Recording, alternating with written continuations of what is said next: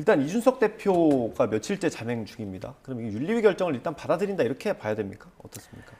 그러면요, 이제 당연히 받아들여야죠. 왜 그러냐면 윤리라고 하는 곳은 당의 공식 기구고요. 예. 또 국가로 보면 당내 사법부예요. 예. 국가의 사법부 같은 데가 윤리이잖아요. 네. 이제 그런 기능을 했고 또 공식적인 기구이자 독립성을 갖고 있는 누구도 여기에 영향력을 행사할 수 없는 기구입니다.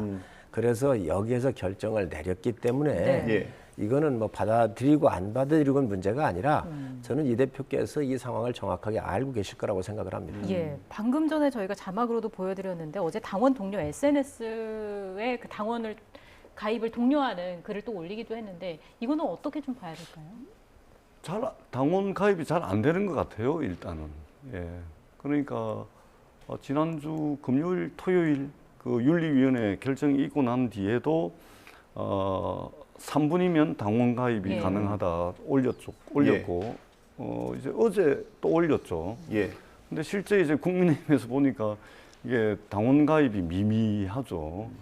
그러니까 이제 이준석 대표 입장에서는 이게 상당히 이제 기대했던 바대로 자신의 어떤 영향력, 자신에 대한 어떤 팬덤 예. 이런 것들을 말하자면 윤핵관들에게 보여야 되는 시점인데 이게 지금 입당 러시가 줄을 잇고 있다라는 뉴스는 보이지 않고 어디 커뮤니티 제가 보니까 예. 뭐 천몇백 명 뭐 이런 이제 이야기가 있던데 그래서 상당히 이준석 대표가 지금 윤리위원회로부터 징계를 받고 또 이제 지지자들이 사실은 엄청 많은 줄 알았는데 알고 봤더니 이게 별로 없는 것 같고 그러니까 상당히 사면초가에 몰려 있는 것이고 결국은 6개월 시간이 주어져 있기 때문에 네. 이 6개월 시간 동안 사법 리스크를 좀 털어내고 그리고 좀 이제 반격을 준비하지 않을까. 예. 그런데 지금 당장 움직이기에는 미천이 없습니다. 미천이. 예를 들면은 입당이 막 10만 명, 20만 명이 입당 러시가 이루어지고 예. 이전에 2030들이 여의도에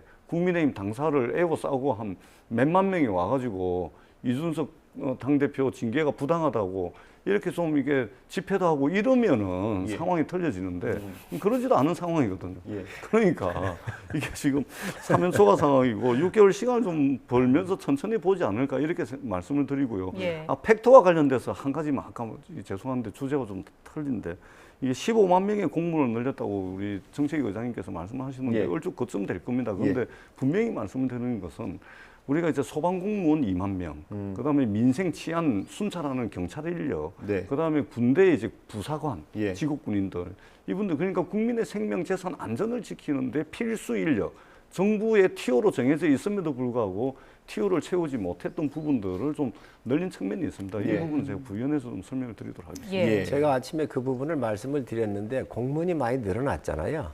1000명당 우리가 경찰 공무원 수가 미국보다 일본보다 EU보다 높습니다. 다른 데도. 그래서 우리가 과한 거예요. 그래서 이게 지방 공무원 다 중앙 공무원까지 하면 110조가 이렇게 돈이 더 들어가요. 이제 예. 그래서 이런 것들이 재정에 대한 큰 부담이 되는 거고 네.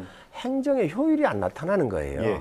그래서 이런 부분들을 우리가 개혁을 하고 슬림화를 해야 돼요. 그래서 이런 것들을 지금 하고 있다는 말씀 드리고 예. 이런 것들이 고통분담 차원에서 대통령실부터 지금 아주 몸집을 줄여가면서 예. 힘들게 허리띠를 졸라 매고 있다는 말씀을 드립니다.